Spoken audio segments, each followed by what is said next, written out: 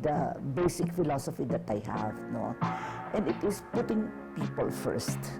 So wherever I go, the legacy really revolved around it. Armed with expertise on leadership and an impressive track record in public service that spanned decades, Attorney Agnes Vicenta Salayo Torres de Vanadera radiates excellence, intelligence, and integrity, which she brings with her as she takes on a new challenge in the government service.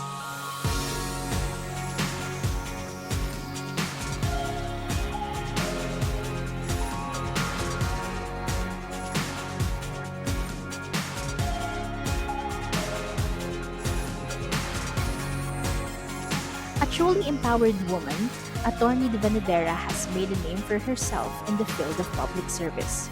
From being the first woman mayor of Sampaloc, Quezon, first woman government corporate counsel, to becoming the first woman secretary of justice, to name a few, she certainly has a lot to share and offer as she now aims to spur more developments in Clark-Freeport Zone. Let's get to know more about her inspirations and aspirations as a leading woman.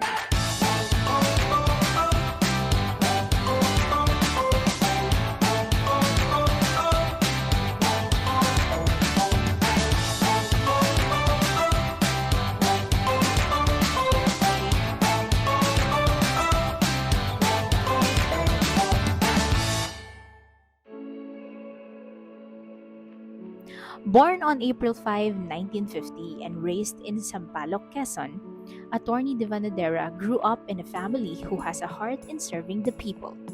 She openly shared how her values were shaped by prioritizing people's needs.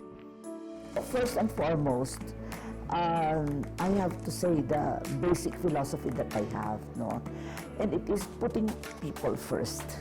So wherever I go, the legacy really revolved around it. So I looked first at, well, especially when I was mayor, I had to look into the real condition of my constituents. And it wasn't difficult for me because I was born there, I studied there, I was raised there, and my father was mayor before. So constituency building, constituency relations is something that I grew up with. And so putting people first is something that is also part and parcel of what we believe in, also as a family. So yun yung tininan ko na una. And it's really moving people as part of your governance. And I think there's something that should be mentioned, worth mentioning. I was part of activism. So I learned a lot. I learned a lot about community development, community building, constituency relations, and all these things found their way in all the offices that I've been. She may have seen it all as a leader, from facing and overcoming different challenges to attaining innumerable achievements in the offices and agencies she had led. For Attorney de Vanadera, the learnings and experiences she had gained are what propelled her to become the person she is today. As a leader, she believes that the true foundation of any organization or institution is its people, and that anything is possible with good relationships and collaborative effort. Always learnings from the past, and you move on and make good use of them. And so you're able to plan your future better. And the learnings actually entail a symbiotic relationship with the people that you govern. You learn from them and they learn from you. Hindi pwedeng one way eh. And that's why I value the people. I value, pero syempre marunong ako magalit ha. At marunong ako magtanong sa budget hearings. Pero you know, I always believe that there's always something very good in each one, no matter how much we dislike a person. And it's from there, I always look for something good and we build on. So it's building blocks from what is good. Lahat ng administrasyon, the past, they must have always done something good. And we don't waste that, but we build on them. From her stint as chairman of the Energy Regulatory Commission, she's now ready to take Clark Freeport Zone to greater heights. Attorney De Vanadera also candidly shared her reaction when she first heard the news of being appointed as the new CDC President and CEO. Just two words. Ayoko. So, ang layo nun. Ang layo-layo naman. Although I had in mind that since, for me, I'm ending my career, kala ko nga ERC yung end eh. Kaya lang, well, it's here again. I have not had the opportunity to lead a GOCC. So, sabi ko, sige na nga, baka ito na nga lang. Hindi ko pa nagawa. To sustain the positioning of Clark as the nucleus of development, Attorney De Vanadera cited some of the state-owned firm's plans moving forward. Because pandemic has changed the landscape, we first, the competitiveness of the Freeport must be there. The fiscal incentives, and maybe we cannot have too much of the fiscal incentives because we also need funds. The government needs the funds to be able to recover from the effects of pandemic. But we can go into non-fiscal incentives. What are these?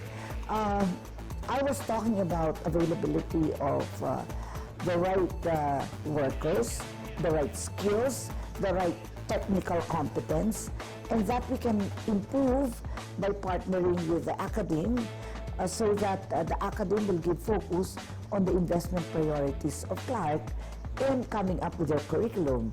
And the LGUs around us should also have their manpower development, which should be aligned with the investment priorities of Clark, so that their own constituents will maximize or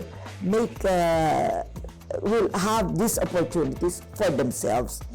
I was mayor, so I know how many people would be lining up for a position that may not be existent anymore or positions that are filled up.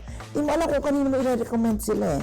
So those are the things. So non-fiscal incentives, but going to CDC as a corporation, as the manager of Clark, we have to improve on our ease on doing business. For example, the permitting, di pwedeng balik-balik. Because then, how do we fare with the other countries? In other countries, everything is automated when it comes to permitting, licensing.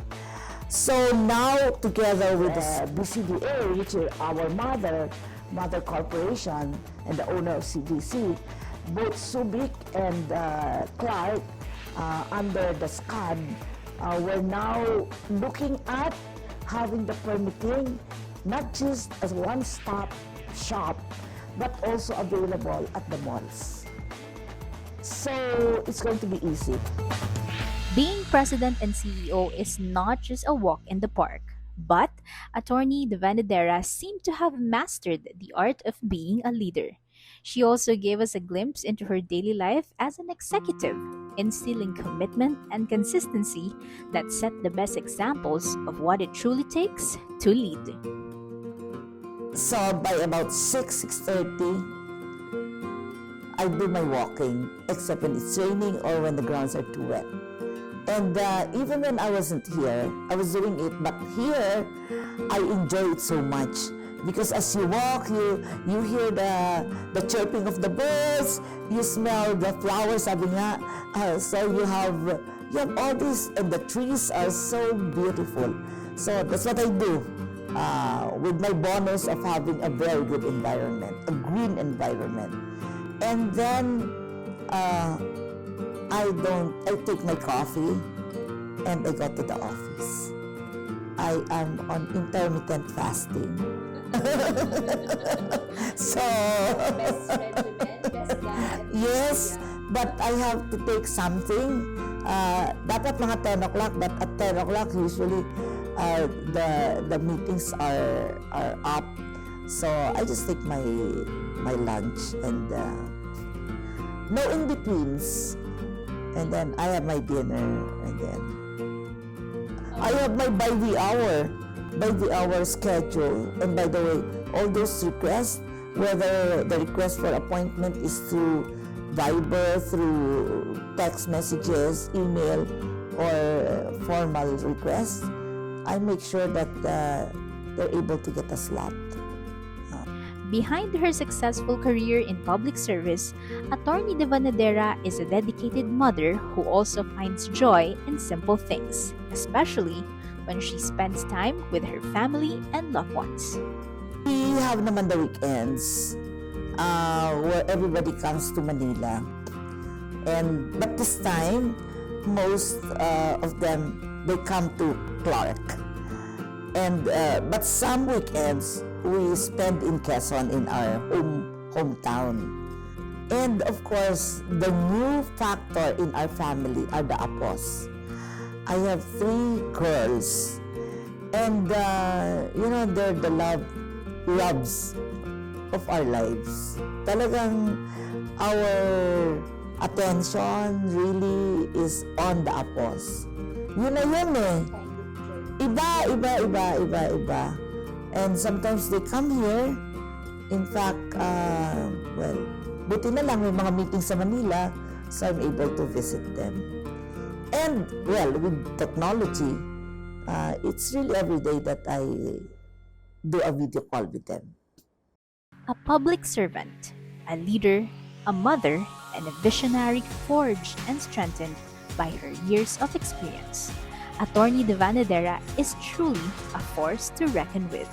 And she is certainly going to steer the ship and chart the course of growth and more developments for Clark Freeport Zone. And the focus really is on how to make things and investments come in, and how to be consistent with policies, and how to make doing business even better and even more friendly to investors and to the businessmen and to all others, to the local government units who are around us, to the different institutions. We would like the development and the benefits of Clark to be inclusive of all. Clark is not just for the foreign investors or for the investors. Clark should also be for the ordinary people in this region. And more especially for the people, for the employees, for the officials of Clark Development Corporation, because we would like to take another look into the status and the compensation packages that we have here, because we believe that these people in Clark Development Corporation can move Clark itself as an investment haven. So let's support one another and let's support the Philippines. Thank you.